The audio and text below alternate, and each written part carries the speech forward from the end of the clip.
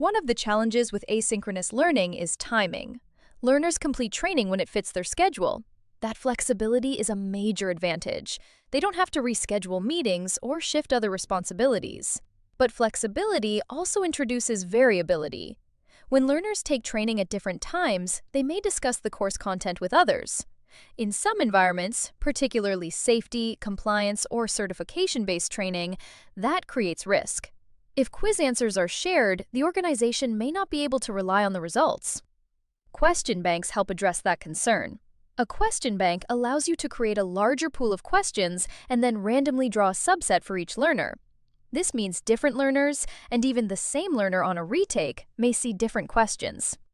You define how many questions are in the bank, how many questions are drawn, and whether specific questions must always appear.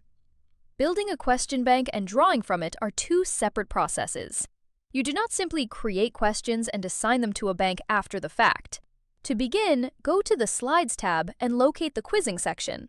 Select the Question Banks icon. Unlike many ribbon icons, selecting either the icon itself or the drop-down arrow opens the same menu. From here, you'll see several options. New Draw from Question Bank, existing question banks, such as Question Bank 1, Question Bank 2, and so on, Create Question Bank, and Manage Question Banks. Initially, you'll only see Question Bank 1. As you create additional banks, they will appear in this list. As we begin building the question bank, remember, you are not creating questions directly inside your scene. Questions are created and stored inside the bank itself.